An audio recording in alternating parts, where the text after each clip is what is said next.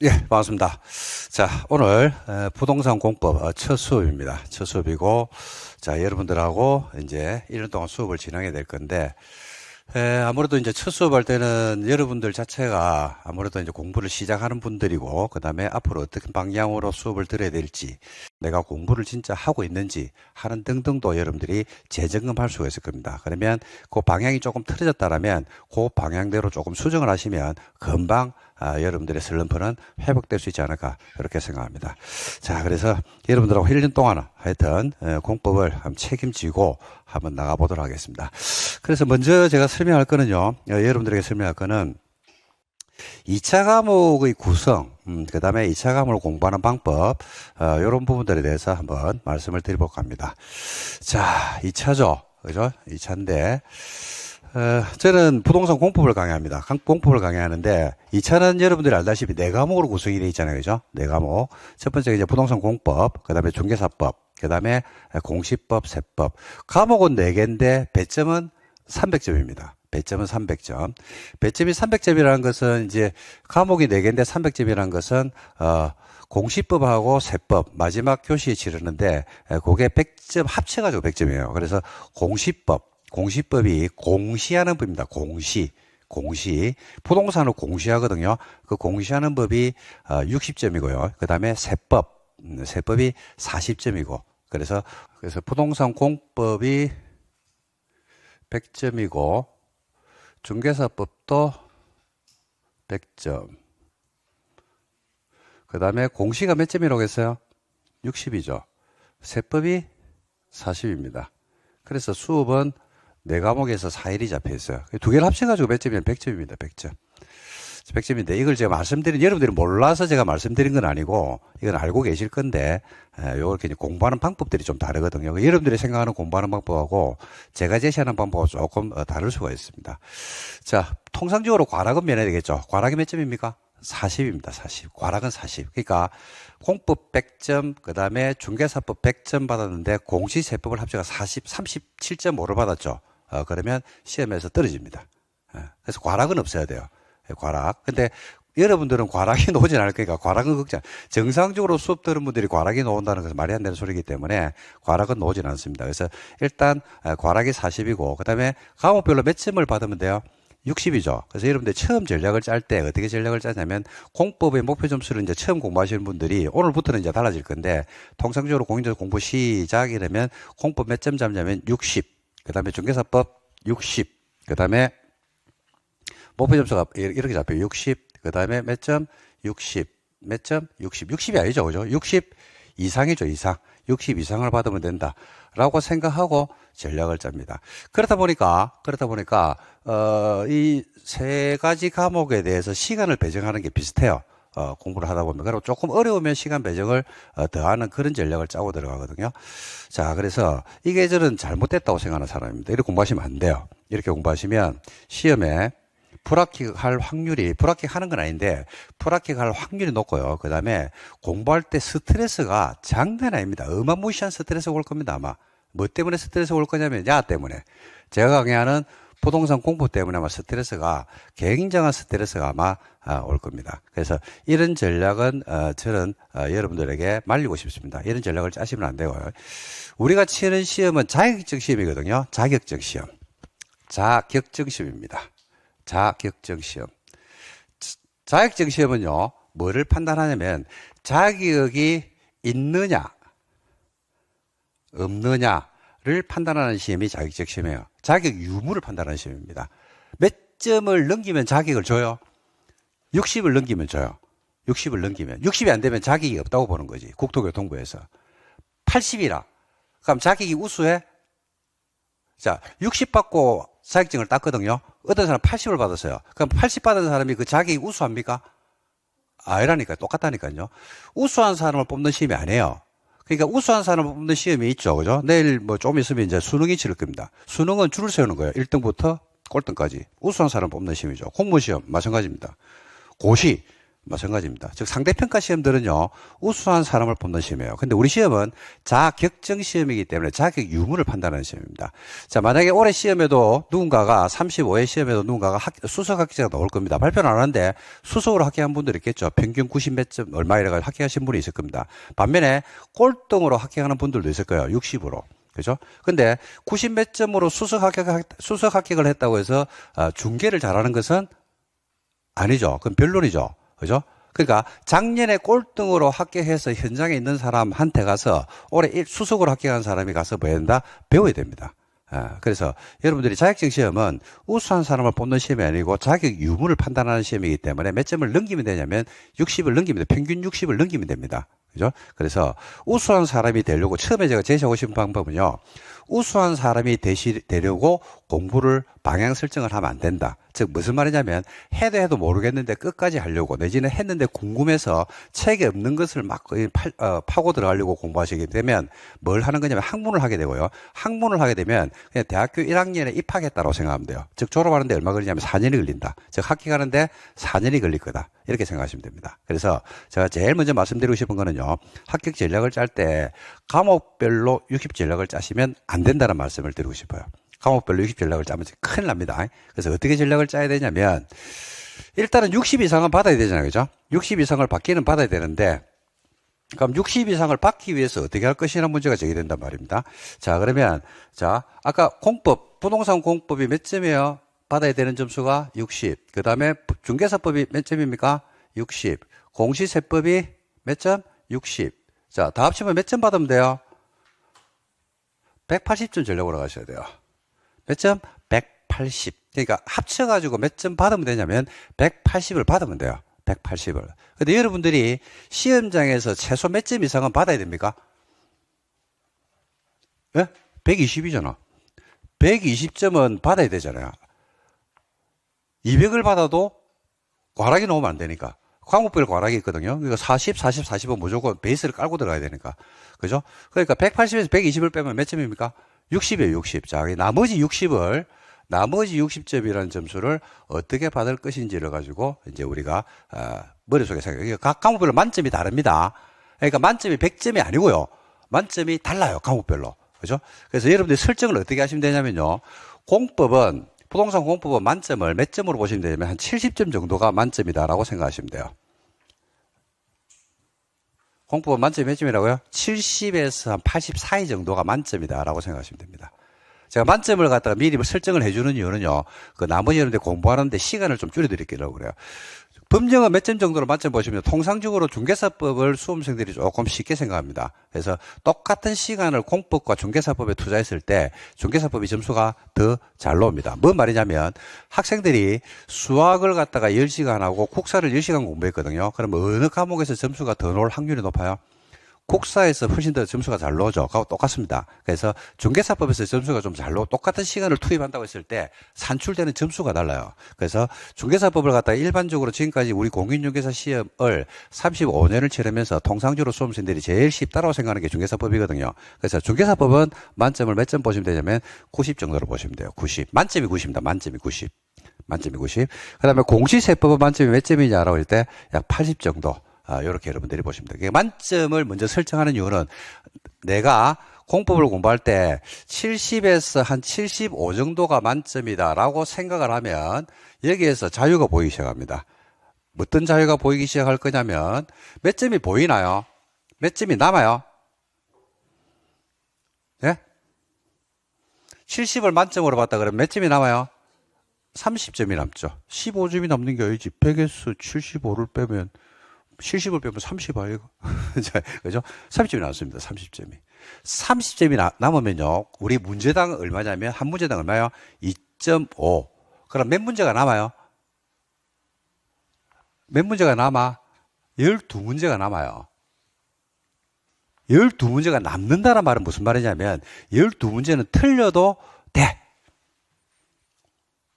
공부를 안 해도 돼. 공부를 했는데 막 어려워. 엄청 어려워. 내한테. 그렇게 와닿을 수 있겠죠. 그죠?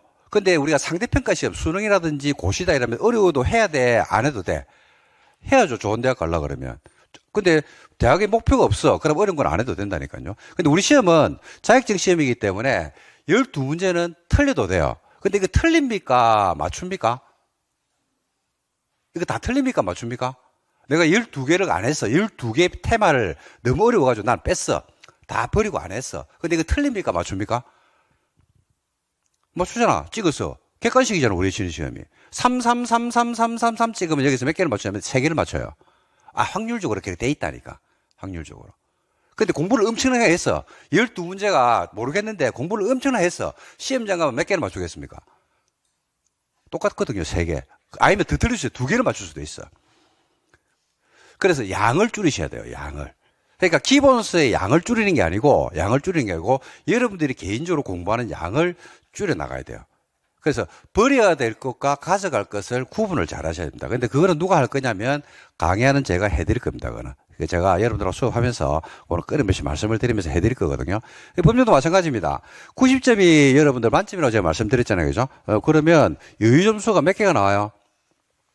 10점. 몇 문제? 4문제 정도의 여유점수가 있거든요. 근데 진짜 하다 보면 어려운 것들이 있는데 오늘 안 해도 돼요. 근데 법령은 버릴 만큼의 엄청 어려운 문제라든지 그런 것들은 어려운 파트나 그런 것들은 제가 알기로는 별로 없는 걸 알고 있습니다. 마찬가지로 공시세법도 8점이 만점이니까 몇 점을 받으면 되냐면 20점을 버려도 되고요. 문제로 따지면 8문제, 8테마는 버리고 가셔도 아무 상관없습니다. 버렸는데 시험에 안 나왔어. 공부를 안 했는데 시험에 안 나왔어. 그러면 잘한 거고. 버렸는데 시험에 나왔어. 그러면 찍으면 되는 거고. 그죠? 올해 시험에서도 이걸 매번 수업할 때마다 엄청나게 제가 강조를 하는데 올해 시험에서도 이 어려운 문제를 누가 잘 시험장에서 버렸느냐 그렇지 않느냐에 따라서 합격의 당락이 상당히 많이 나눠졌습니다. 조금 이따가 제가 문제 분석을 36회 시험 전망하고 문제 분석을 할 때 한번 말씀을 드릴 건데 그래서 공부를 하실 때 처음에 제가 말씀드리고 싶은 거는요. 과목별 득점 전략에 있어 가지고 목표 점수를 이 정도로 설정을 하시면서 버리고 갈 것과 취할 것 이런 것들을 잘 구분해서 여러분들이 가시면 되고 그죠? 그거는 수업할 때 전달이 되겠습니다. 그게 뭔 말이냐면 수업에서 안 했잖아. 근데 그걸 여러분들이 찾아서 공부할 필요는 없다는 말씀을 드리고 싶습니다. 그래서 그걸 잘 버리시고 가셔야 됩니다. 그래서 득점 전략을 전체 몇 점입니까? 180입니다. 180. 요 전략을 짜고 여러분들이 가시면 되지 않을까. 그래서 180에서 빼나가는 겁니다. 예를 들어서 한번 해볼게요. 중개사법에서 몇 점을 받았어요. 만약에 공부를 해가지고 목표 점수를 90이 만점인데 만점은 오진 않을 수 있습니다. 그죠? 그러면 중개사법을 공부를 많이 했어. 많이 해가지고 80점을 받았어요. 80점을. 그러면 나머지 지금 2과목에서 몇 점을 받으면 돼요? 몇 점 남았어요? 180 이상을 받으면 되니까 100점 남았잖아. 100점. 100점 이상만 받으면 되잖아요. 중개사법에서 80을 받았으니까. 그죠? 근데 공법이 여기에서 40점이 나왔어요. 그러니까 딱 과락 면할만큼 했단 이야기지. 그죠? 그럼 몇 점 남았어요? 60. 즉 공시세법에서 몇 점 이상 받으면 돼요? 60 이상 받으면 합격을 한다 이 말입니다. 뭐 말이냐면 공법이 시험장에서 과락 같은 느낌이 들 수도 있어 없어요? 있죠. 공부를 가도 공부 별로 안 했어. 아주 기운밖에 안 했어. 그렇다고 실망할 이유가 없단 말입니다. 그것 때문에 집에 가는 분들 많습니다. 그러고 나서 시험 떨어질 것 같아 라고 해가지고 333 찍는 분도 많은데 그러면 안 돼요. 그래서 우리가 중개사법에서 80 이상을 받으면 이런 점수 전략이 가능할 수도 있다 이 말입니다. 그리고 시험 문제는요. 지금까지 시험 문제는 6과목이 전부 다가 어렵게 나오는 적은 지금까지 딱 한 번 있을 때 있습니다. 딱 한 번. 그게 언제냐면 옛날에 2004년에 치렀던 15회 시험이 있었는데 그때 전국 합격률이 1%가 나왔어요. 1%가 나와가지고 제시를 치렀습니다. 시험을 한 번 더 쳤어요. 출제 오류가 나가지고 그때 공유자분들이 막 데모하고 막 그런 적이 있었거든요. 그래가지고 15-1에 이래가지고 초유의 사태가 발생했는데 봄에 공인중개 시험을 한 번 더 치렀습니다. 그 이후부터는 6과목 전체를 어렵게 낸 적은 단 한 번도 없습니다. 민법을 어렵게 내면 개론을 쉽게, 개론을 어렵게 내면 민법을 쉽게, 아니면 둘 다 쉽게, 둘 다 어렵게 놓은 적은 별로 없어요. 2차도 마찬가지입니다. 공법을 어렵게 내면 어떤 다른 과목 세법이나 공시를 쉽게 이런 식으로 해서 아니면 법령을 좀 쉽게 냈다, 어렵게 냈다 라고 하면 공법을 쉽게 이런 식으로 해서 문제를 교차 출제를 하고 있기 때문에 크게, 그러니까 내가 원래 받을 점수보다도 그 어떤 문제가 쉽게 나오면 조금 점수를 더 받을 수도 있다라는 말씀을 드리고 싶습니다. 그래서 여러분들이 득점 전략을 짤 때 점수별 전략을 이렇게 좀 짜고 들어가면 좋지 않을까 이렇게 생각합니다. 그다음에 이제 세 번째는 어디에 중점을 두고 이제 공부를 해야 되느냐라는 이야기인데, 자, 여기에 대해서 말씀드려볼게요. 좀 전에 우리 시험 과목이 뭐가 있다고 했습니까? 부동산. 첫 번째가 뭐야? 첫 번째가 부동산 공법이죠, 그죠? 제가 공법을 강의하고 공법부터 쓸게요. 부동산 공법. 그 다음에 뭐야? 중개사법이죠. 공인중개사 법령 이랍니다. 그 다음에 공시법입니다. 공시법은 여러분 등기법하고 지적법으로 구성이 되어 있거든요. 그 다음에 또 하나가 이제 뭐야? 세법입니다. 여기 이제 2차 과목이 네 과목이에요. 네 과목. 1차는 뭐 민법이 있고 개론이 있는 건 아실 겁니다. 공통점이 뭐야, 여러분들? 공통점. 그죠? 공통점은 다 끝이 뭐로 끝난다? 법으로 끝난다. 법. 어려울까요? 쉬울까요? 여러분들 이제 지금 이제 공부를 시작하게 되면 처음 하시는 거잖아요. 그죠? 사회 과목입니다. 사회 과목이 아니고 법. 그러니까 내용 자체가 처음에 공부할 때 어렵겠습니까? 그냥, 뭐 만만하겠습니까? 할만하겠습니까? 어렵죠. 어렵습니다, 이게. 법이니까 어려워요, 법이니까. 그러니까 뭐냐면, 대학에서, 우리나라에 이제 부동산 학과들이 되게 많잖아요, 그죠? 거기에서 이미 학문으로 자리 잡은 과목들입니다. 그러니까 이미 자리 잡고 있고, 거기에 맞는 편제나 이런 것들이 다 이루어져 있는, 그런 이야기죠. 그래서 요 세법 같은 경우는 세무사 시험이 칩니다. 그리고 제가 가기에는 부동산 공법은요, 간평사 시험, 그 다음에 주택관리사 시험, 뭐 등등에서 시험을 실제, 치르고 있는 것들입니다. 그죠? 공시는 어디에서 시험을 치르고 있냐면 법무사 시험에서. 제일 중요한 과목이 이제 등기거든요. 그 다음에 중개사법은 이제 중개사법이니까 공인중개사가 지켜야 될 그런 규범에 대해서 다루고 있는 법이니까 우리 시험에만 있습니다. 제가 드리고 싶은 말씀은 뭐냐면 어디에 중점을 두고 공부를 해야 되느냐라는 이야기를 하기 위해서 하는 건데, 법이다 보니까 법은 뭐로 구성이 되어 있냐면요, 법 조문으로 구성이 되어 있고요. 그리고 여러분들이 지금 오늘 부동산 공부 수업을 듣게 됐겠는데, 책을 본다든지 법 조문을 본다고요. 법 조문을 보면 그 조문이 이해가 될까요, 안 될까요? 이해가 안 됩니다. 왜 이해가 안 되냐면요, 여러분이 아둔해서 그런 게 아니고, 첫 번째 왜 이해가 안 되냐면 용어를 몰라서 그래요. 용어. 여러분 혹시 처음 공부하신 분들이 대부분인데, 지구 단위 계획이란 말 들어보셨나요? 성장 관리 계획이란 말 들어보셨나요? 그렇죠? 처음 들어보죠, 그죠? 그러니까 그런 용어들을 모른다고. 우리가 어떤 직업을 선택하든지 어디에 내지는 취직을 하든지 했을 때 어디를 가더라도 거기에서만 쓰는 용어들이 있죠. 요즘 공사 현장에 가면 내국인들이 없대요. 한국 사람들이 별로 없고 전부 다 뭐라고 해야 합니까? 외국인 근로자들이 많대요. 그래서 거기서 공사 현장에서 쓰는 용어들이 있다 보니까 그 용어를 갖다 각국 언어로 해가지고 써놔놓고 그 다음에 지시를 한답니다. 그렇다 보니까 외국인 근로자들이 왔을 때 그들은 힘은 센데 소통이 돼야 안 돼요? 안 되죠. 그죠? 삽 가져와라 이러니까 삽을 가져오는 게 아니고 꽃갱이를 가져온다든지. 그죠? 꽃갱이 가져와라 이랬는데 꽃갱이를 안 가지고 삽을 가져온다든지. 용어를 모르니까. 그래서 제일 중요한 거는요, 무엇을 할 때 가장 중요한 거는 용어입니다, 용어. 이거는 뭐 굳이 공부가 아니라 하더라도 용어에 대한 이해가 제일 중요해요. 특히 여러분들은 뭐를 치르냐면 시험을 치러야 돼요. 그 시험을 어떻게 치르냐면요, 자, 앉아가지고, 지구 단위에서 말씀해 보세요 라고 해서 제가 듣고 점수를 주는 게 아니고, 누구하고 시험을 치르냐면 시험지하고 여러분하고 둘이 딱 앉아 있는 거예요.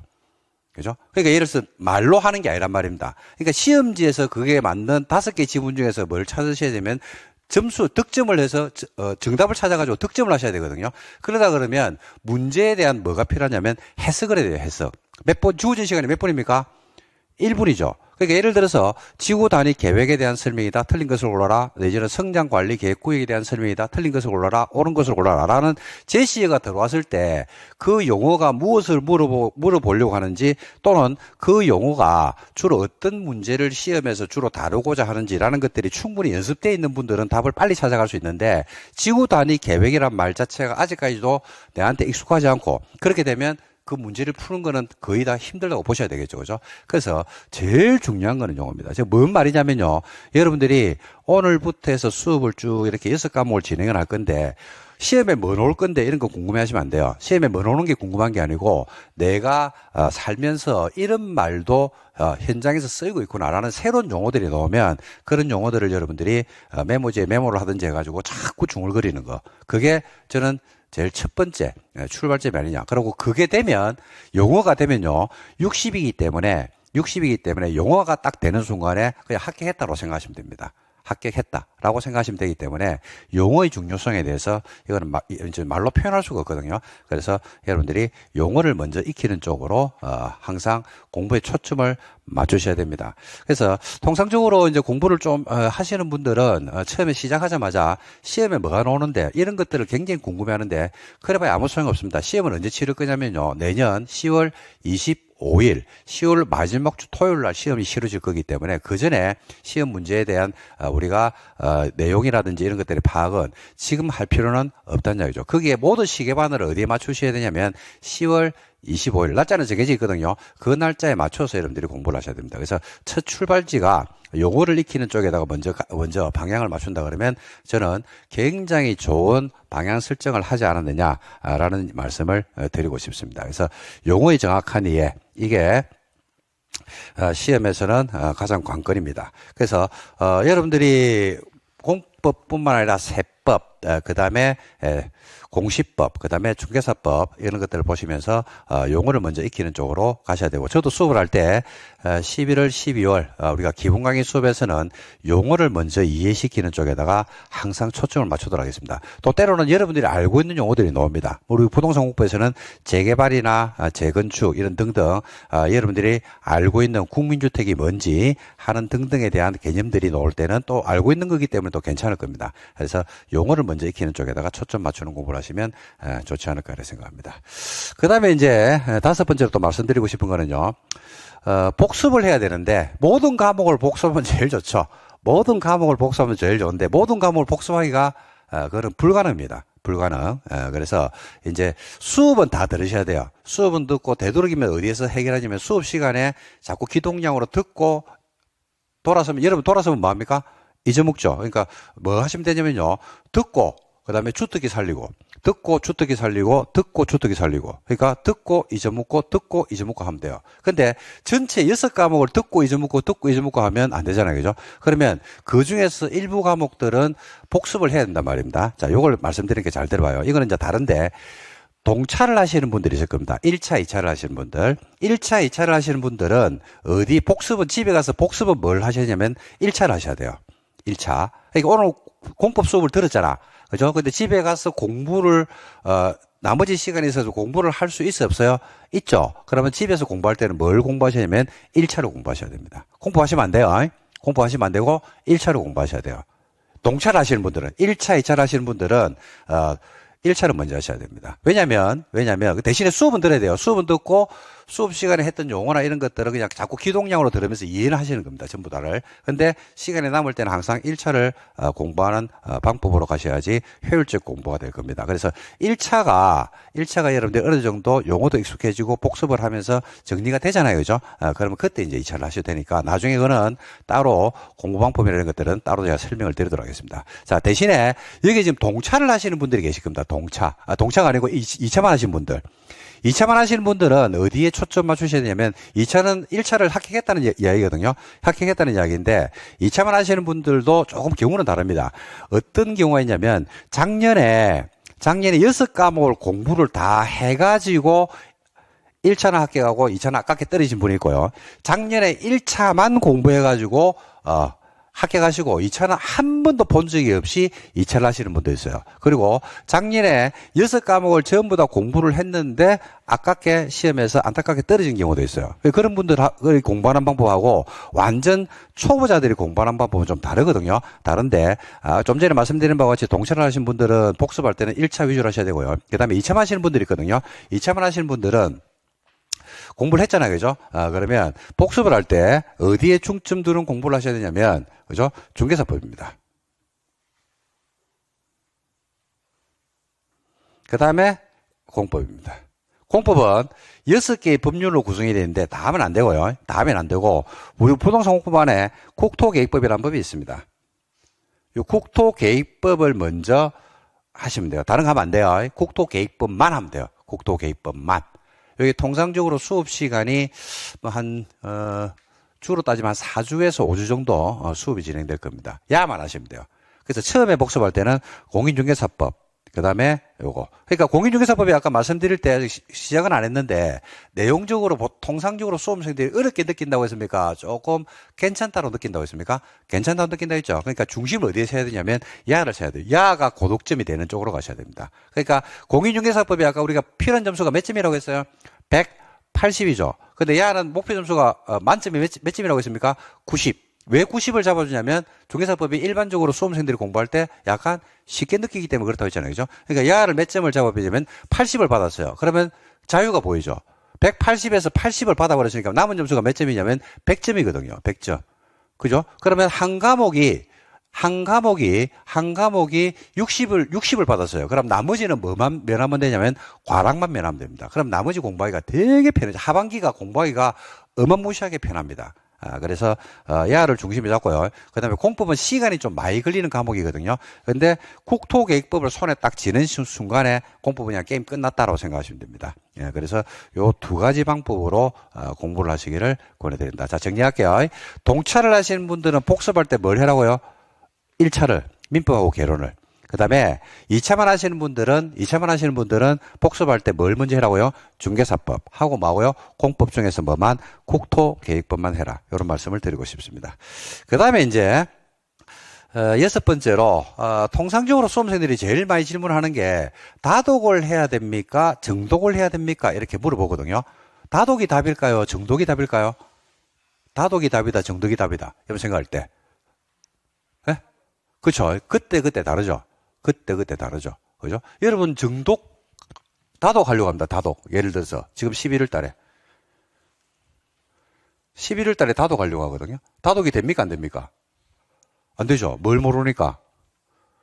용어를 모르는데? 원서죠. 거의 러시아, 우크라이나 원서 아이가? 소말리아 원서 읽는 수준하고 똑같을 건데요. 한글이지만은 안 읽혀진다 이 말입니다. 그죠? 그러니까 처음에 공부할 때는 뭐가 맞고? 이게 맞죠? 천천히 글자를. 그리고 처음 할 때는 저는 개인적으로는 강의를 많이 듣기를 권해드려요. 강의를 자꾸 많이 듣다 보면 듣는 풍월에 이게 익혀지거든요. 그래서 처음에는 정독이 맞습니다. 다독이 아니고. 처음에는 정독을 하면서 동영상 강의를 많이 듣는 거 반복해서. 예를 들어서 오늘 우리가 이제 수업을 했잖아요. 그죠? 수업한 것을 시간 나면 오늘 수업한 것을 한 번 더 듣는 거. 한 번 더 들을 때는 여러분들은 1.2배속으로 들어도 돼요? 안 돼요? 되거든요. 그런 식으로 해서. 그리고 책을 갖다 전체를 보다 보면 내가 수업할 때 특정 부분이 이해 안 됐던 파트들이 있어요? 없어요?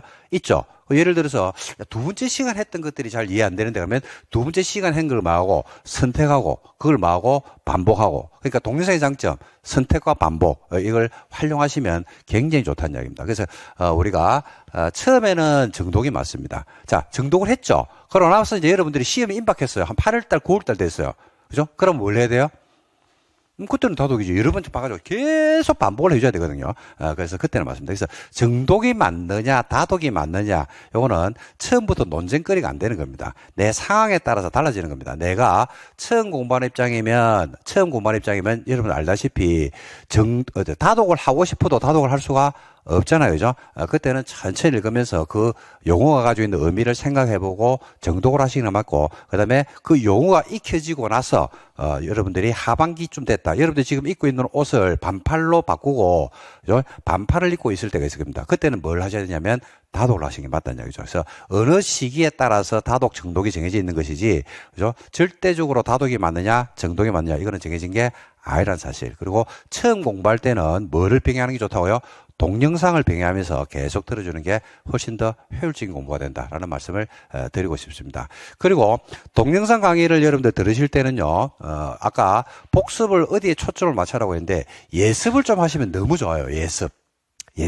그 예습이 뭐냐면 24년 강의를 24년도 했던 강의를 오픈을 해드릴 겁니다. 그죠? 우리 랜드 안에서 최초로 이제 하는 건데, 24년 강의를 오픈을 해드릴 거거든요. 그러면, 예를 들어서 오늘 제가 첫날 수업하는 거 있잖아요. 그죠? 그럼 24년도에도 OT 했겠어, 안 했겠어?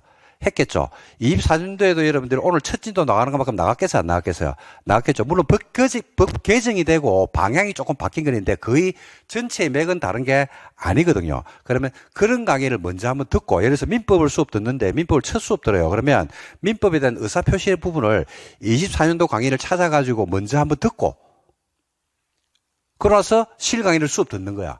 와, 감동의 물결이 막 밀려오는데 너무 좋지 않을까요? 예를 들어서 어디에 우리가 여러분들이 이제 노래를 한번 배워볼게요. 노래를 들으러 가는데, 콘서트를 가는데 그 가수가 오늘 부를 노래를 갖다가 쭉 한번 듣고 가는 거야. 듣고 갔는데 현장에서 들으면 어떨까요? 감동이 2배, 3배가 한꺼번에 밀려오지 않을까요? 그러니까 수업도 마찬가지입니다. 제가 복습을 하라고 했는데 그 복습적인 부분을 예습으로 활용하셔야 돼요. 그러니까 남는 시간이 있으면 이번 주에 민법이나 그러니까 1차 과목에 먼저 중점을 두라고 말씀드렸잖아요. 동차하신 분들은 1차 과목은 예습을 하는 겁니다. 수업을 듣고 24년 강의를 한번 듣고, 그러고 나서 현장에 와서 뭐하고 수업 듣고, 그럼 몇 번 들어서 예습을 한번 들었지, 멍 때리면서 듣다 보니까 뭔 말인지 모르겠지. 근데 두 번째 들었지, 뭔 말인지 조금 알겠어요, 모르겠어요? 좀 알겠지. 그죠? 준비가 돼 있으니까. 그러고 나서 여러분들이 문제를 조금 병행해서 풀어본다 그러면 벌써 11월, 12월 달에 3회독이 됩니다. 3회독. 그러면 실력은 위로 팍팍 치고 올라가는 거죠. 근데 6과목을 그렇게는 못 한다니까요. 시간이 없어가지고. 그러니까 뭐부터 해라는 얘기입니까? 1차부터. 그리고 2차를 하신 분들은 좀 전에 중개사법을 중점을 두라고 제가 말씀드린 중개사법하고 국계법이라고 했죠. 그러면 이번 주 토요일 날 여러분 중개사법 있잖아요. 그죠? 그럼 중개사법을 첫날 수업하는 걸 한번 들어보는 거야. 24년 강의가 있으니까. 그러면 24년 강의가 있으니까 중개사법 쌤이 그날 첫날 무슨 수업할지 대충 감이 와요, 안 와요? 오죠. 그 상태에서 현장 수업을 들으면 굉장히 입체적으로 잘 들리지 않을까요? 그리고 나서 이제 문제라든지 이런 것들을 한번 풀어보는 거지. 그러면 금방 실력이 올라갑니다. 아마, 이렇게 공부하신 분들은요, 한 3, 4월 되면 이런 과목들은 벌써 7, 80점이 나오기 시작할 겁니다. 7, 80점이. 예, 그래서 그런 식의 공부를 병행할 수 있으면 좋을 것 같고, 저는 선행학습. 요즘 초딩들이 뭘 합니까? 초딩들이 수학 문제를 풀죠. 미분적분을. 그죠? 뭐 하려고? 좋은 데 가려고, 의대 가려고. 그죠? 그러니까 그 선행학습이 실제로 효과적이라니까요. 그래서 공부는 예습, 그 다음에 그냥 현장에 수업 듣는 거, 그 다음에 듣고 나서 복습, 이 세 가지 형태가 있는데 셋 중에서 뭐가 더 효과적이냐라고 이야기할 때 예습이 더 효과적입니다. 예습을 하게 되면 캐션 마크가 생기거든요.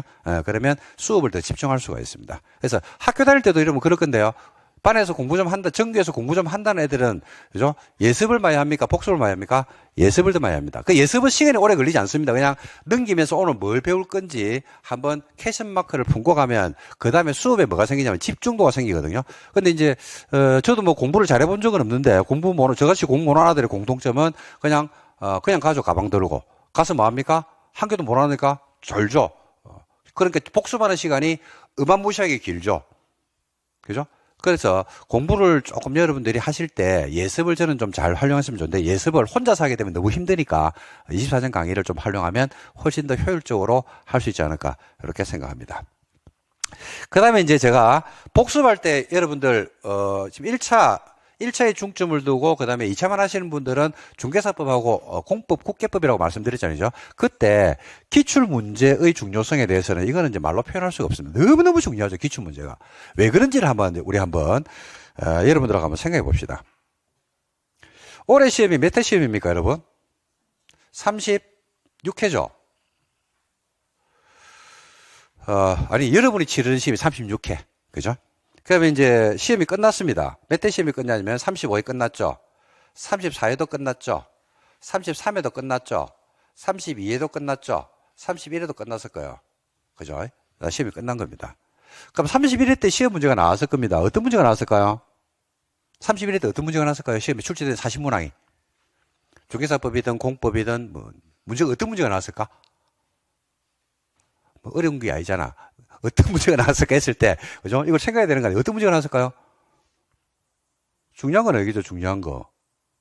32회 때는 어떤 문제가 나왔을까요? 중요한 거. 33회 때는요? 그죠? 이런 것들을 내지 않겠습니까? 어떻게, 우리 시험만 그랬습니까? 대한민국에 있는 어떤 시험이든 다 그렇습니까? 대한민국에 있는 어떤 시험이든. 그죠? 그래서 우리 시험에 단점이 있어요, 단점. 단점은 과목이 많다는 거. 두 번째, 생소하다는 거. 장점이 있거든요, 장점. 장점이 뭐냐면 두 개가 있어요. 하나가 어떤 장점이 있냐면, 절대평가 시험이라는 거. 몇 점을 받으면 되면 60 이상을 받으면 된다. 180점. 1차는 120, 2차는 180. 을 받으면 된다는 거. 두 번째 장점은 뭐냐면 시험이 오래됐다는 이야기예요. 시험이 오래됐다는 것은 이미 시험 문제가 나올 만한 게 다 나왔다 안 나왔다? 다 나왔습니다. 그러니까 올해 시험도 마찬가지였거든요. 36개 시험이 끝이 났는데 자, 어떤 문제가 나올지 엄청 궁금하잖아요, 여러분들은. 와, 요거 어떤 문제가 나올지 요거 알 수 없으면 되는데, 요거만 알면 되는데 그렇잖아요. 로또가 번호를 갖다 써놨는데 그 로또에서 써서는 안 되는 번호들이 있을 거 아니야. 그거만 알아도 확률은 높아지지 않나요? 내가 절대로 이번 해에 써서는 안 되는 번호. 마찬가지로 36개 시험 문제가 어디쯤에서 나올지 대충 방향만 잡아도 되지 않겠습니까? 근데 36개 시험 문제가 어떻게 나올지 40문제는 몰라요. 40문제는 모르는데 몇 문제는 아냐면 30문제는 알아요. 40문제는 몰라. 40문제는 모르는데 30문제는 어떤 문제가 나오는지 안다니까요. 어떻게 알겠습니까? 방법이 뭘까요? 응? 여기에서 나왔던 문제가 여기에서 중복 출제가 될까 안 될까? 중복적으로 출제가 될까 안 될까요? 그죠? 자, 35회 시험이 있었거든요. 올해 시험이 있었는데, 올해 시험 중에서 좀 이따 문제 분석을 한번 해줄 건데, 30회부터 해가지고 나왔던 5년간의 기출 문제가 여기에 중복 출제가 됐을까 안 됐을까? 됐죠. 몇 프로? 75% 정도. 어떤 시험이든지요, 70에서 75%는요, 항상 그전에 나왔던 기출 문제가 중복 출제가 됩니다. 거의 5년을 잡으면 돼요. 근데 우리는 이 정도만 알아도 충분히 합격하지 않습니까? 그죠? 그래서 기출 문제를 여러분들이 계속 보셔야 돼요. 기출 문제를 계속 보라고 하니까 이제 여기서 오해가 생기는데 어떤 오해가 생기냐면 기출 문제를 여러 번 보는 거야. 그러다 보니까 이제 나중에 어떤 이야기를 하냐면 9월 달에 기출 문제를 풀어봤는데 90점이 나와요. 라는데 그 90점이 본인 실력입니까? 외워서 그런 겁니까? 외워서. 그 기출 문제를 계속 봐라는 거는요. 그 패턴. 예를 들어서 동일한 문제가 올해는 34회 때는 옳은 것은 이랬다가 그 동일한 패턴의 문제가 그 다음에는 틀린 것으로 나올 수가 있어요, 없어요? 있거든요. 그 문제 패턴과 출제자의 의도를 계속 분석하면서 가셔야 돼요. 그래서 여러분들이 문제를 푸실 때는 항상 기출 문제 중심으로 공부를 하셔야 되고 그거 역시 마찬가지로 선생님들이 교수님들이 수업할 때 충분히 이런 문제가 어떻게 출제되고 하는 것들은 수업 중간중간에 계속 방향 설정을 해드릴 겁니다. 그러니까 우리가 이제 수업을 듣는 목적은요, 그 방향을 처음 공부하는 내지는 작년에 안타깝게 실패했던 여러분들이 혼자 방향을 잡기 힘들기 때문에 과목별 전문가들과 같이 호흡을 맞추면서 가는 게 아니냐 이렇게 생각을 합니다. 자, 그래서 기출 문제를 항상 병행하는 거 이걸 여러분들한테 꼭 말씀을 드리시고요. 마지막으로 시험은 좀 이따도 말씀드릴 건데 상중하의 난이도가 있습니다. 상중하의 난이도가 있는데 시험은 중하 정도의 문제를 맞추면 된다고 이야기하거든요. 이건 제가 지금 여러분들이 이 말에 대한 공감을 얼마나 할지는 제가 잘 모르겠는데 자, 이런 예를 한번 들어볼게요. 우리 시험은 여러분들 몇 점 이상 받으면 된다고 제가 말씀드렸어요. 60 이상을 받으면 되잖아요. 60 이상. 그래서 총점 1차는 몇 점? 120. 그 다음에 2차는 180을 받으면 됩니다. 180을. 그래서 8월달 정도가 되거든요. 8월달 정도가 되면 시험이 2달 남습니다. 그리고 8월 중순에 8월 보통 15일 광복절 한 주 정도 우리가 앞주에 뭘 쓰냐면요. 원서를 쓰거든요. 원서. 시험 원서를 씁니다. 그러면 이제 시험이 한 2달 정도 남거든요. 2달하고 조금 넘게 남단 말입니다. 자, 그러면 이제 그 이후에 이제 공부를 하는 건데, 공부를 할 때 어떻게 이제 공부를 하라고 제가 말씀을 드리냐면 여러분들한테 우리가 지금부터 해가지고 8월 달까지 공부법 하고요. 8월 달부터 해가지고 10월 시험일까지 공부하는 게 다르거든요. 자, 처음에는 뭐 중심 공부를 하셔야 되냐면, 처음에는 뭐 중심 공부를 하셔야 돼요? 모르는 거죠. 모르는 거. 처음에는 아무것도 모르기 때문에 지금 아까 말씀드렸다시피 용어를 익히셔야 됩니다. 그죠? 그리고 한 경기씩 이제 앞서 나간단 말입니다. 자, 근데 제가 아까 말씀드린 목표 점수를 만점이 민법은 개론도 80이고 민법도 80이거든요. 만점이. 왜냐면 개론 80을 받고 개론을 80을 받았어요. 근데 민법 50 받아봐야 소용없어요. 합치니까 몇 점이 나와요? 130이 나와요. 그러니까 실드는 점수를 받은 거야. 아무 짝에도 의미 없는 점수를 받은 거지. 민법 80 받았잖아. 그럼 개론 50 받으면 10점이 남아. 의미 없어, 그 점수는.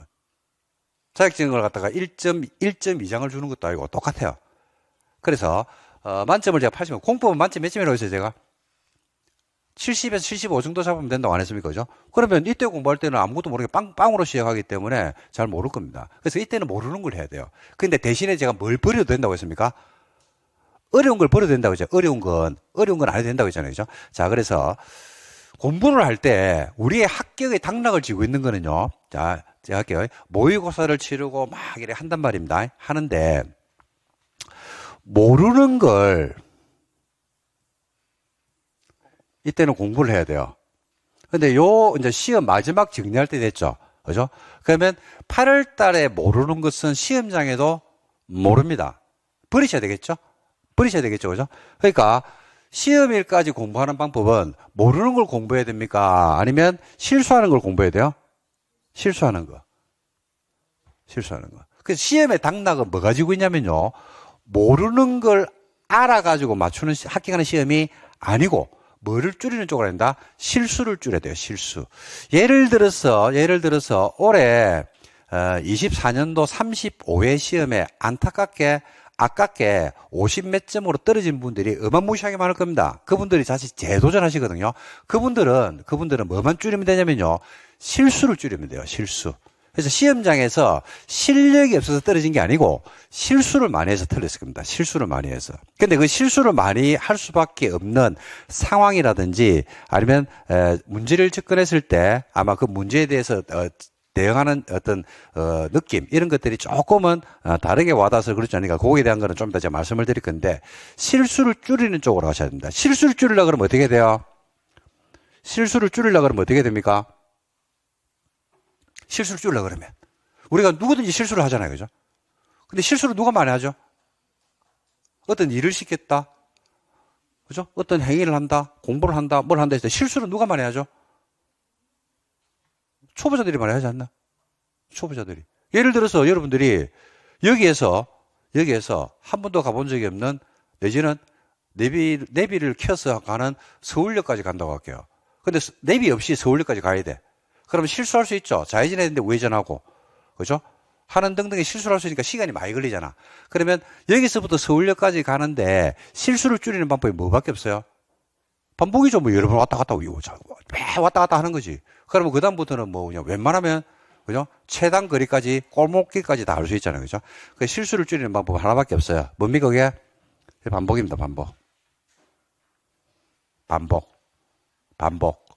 명심하셔야 됩니다. 반복. 자, 정리할게요. 뭘 반복해야 돼? 모르는 걸 반복해야 돼? 그죠? 실수로 틀리는 걸 반복해야 돼요. 계속. 실수로 틀리는 걸 반복하라고 했잖아요. 그죠? 실수 틀리는 거. 자, 그러면 각 과목별로 목표 점수가 있어, 없어? 있죠? 그럼 어려운 거는 뭐하고? 어려운 거는 버리고. 할 만한 것 중에서 할 만한 것 중에서 실수로 자꾸 틀린 것들이거든요. 그런 부분을 표시를 잘했다가 계속 반복하게 되면 추출해내는 겁니다. 추출. 그러니까 봐요. 책 안에, 요 안에 전체 내용이 있다니까. 전체 내용이 있으면 공부를 하다 보면 개인적으로 좀 다른데 상이 있어요, 없어요? 중이 있어요, 없어요? 하가 있죠? 그죠? 상은 뭐라고 해서 내가 버리라고 했잖아. 버려야 된다니까, 이걸. 그러면 하는 뭐냐면요. 어떻게 문제가 나도 맞추는 게 하예요. 그 누구나 맞춘다고. 야가 몇 점을 구성하는지 아십니까? 시험에서 이게 과락이에요. 이게 과락. 과락이라는 거는요. 하를 맞출 실력도 안 되는 거야. 그러니까 니는 자격이 없어. 그러니까 자격을 안 주는 거예요. 민법 100점. 민법이고 공법 100점, 법령 100점 받았다 하더라도 공시세법에서 과락이 나오면. 그러니까 시험에 당락은 누가 가지고 있냐면 야가 가지고 있어요. 야가. 특히 중 안에서도 중하의 문제를 맞추면 돼요. 중상까지는 다 틀려도 되거나, 근데 다 못 틀려, 그거. 어떻게 틀리노, 그걸 갖다 객관식인데, 3, 4, 3, 4 맞추고. 그리고 지금은요, 모르는데, 이 시험이 희한한 게, 1년을 갖다가 학원에 와가지고, 내지는 동상 틀어놓고, 시작 이러면 자죠. 수업 끝 이라면 푹 자가지고 숙면을 취합니다. 집에 가면 잠이 안 온단 말입니다. 가죠. 1년을 갖다가 학원에 와서 자고, 동상 틀어놓고 자고, 그 다음에 시험장 가잖아. 그래도 뭐를 맞추냐면요. 답을 맞출 수 있는 게 왜 그러냐면, 처음에 공부할 때는 무슨 말인지는 모르거든요. 근데 시험에 임박하면요. 모르는 문제가 나왔어. 근데 희한한 게 뭐냐면, 답은 몰라. 답은 모른다니까. 근데 답이 아닌 걸 알아요. 희한한 게. 그게 기동량이거든. 자꾸 듣다 보니까 1번하고 3번은 말이 안 돼. 그러니까 답은 내 눈에 답은 몇 번을 보냐면 2번, 4번, 5번으로 보이는 거야. 그러니까 확률이 뭐냐면 5분의 1 확률이 아니다 이 말입니다. 어려운 문제도. 확률이 얼마로 하냐면 3분의 1 내지는 2분의 1, 2번 내지는 4번 아니면 1번, 2번, 3번으로 내 눈에 답이 보인단 말입니다. 확률이 5분의 1이 아니라는 사실을 꼭 기억하셔야 돼요. 그래서 여러분들이 알고 득점하는 거는 중하 이하까지만 득점하시면 돼요. 그 나머지는 찍으면 그 중에서 약 3분의 1 정도로 맞추게 되어 있습니다. 그런 식의 전략을 짜고 공부를 한다 그러면 굉장히 공부를 효율적으로 그다음에 시간을 안배를 잘하면서 6과목을 전체로 공부를 할 수가 있을 겁니다. 근데 이렇게 될까요? 안 될까요? 안 되죠. 그러니까 왜냐면 매너리즘도 있고 하다 보면 이게 잘 안 된다니까요. 근데 이렇게 되는 게 안 되는 거는 저도 안다니까요. 괜찮은데 안 된다고 했을 때 다시 뭘 할 줄 알아야 돼? 다시 원점으로 올 수 있는 거. 그것만 여러분들이 지키시면 됩니다. 그리고 우리가 사람이다 보니까 그거는 지키기 쉽지 않습니다. 근데 흐트러졌을 때 다시 그쪽 방향으로 내가 방향을 틀 수만 있다 그러면 그게 가장 효율적인 공부가 아닌가 이렇게 생각합니다. 자, 그래서 이 정도 여러분들하고 2차 공방법에 대해서 첫날 수업이라서 OT를 진행했습니다. 하여튼 1년 동안 하여튼 여러분들하고 호흡을 잘 맞추면서 그죠? 하나를 여러분들하고 같이 호흡 맞추면서 제시했던 방법이 있죠. 저도 이 방법을 가지고 여러분들하고 수업을 진행할 거니까 하여튼 갑시다. 저는 모르겠습니다. 다른 데는 모르겠고 어쨌든지 간에 랜드 하나 강의를 들으시는 분들 중에서 꼴등이 몇 점 나오면 됩니까? 60. 그래서 우리 이번에 전원 합격을 향해서 한번 여러분들하고 가열차게 한번 갈 수 있으면 좋지 않을까 이렇게 생각합니다. 자, OT 이 정도로 하고요. 그 다음에 이제 오늘 수업을 한번 진행을 해 보도록 하겠습니다.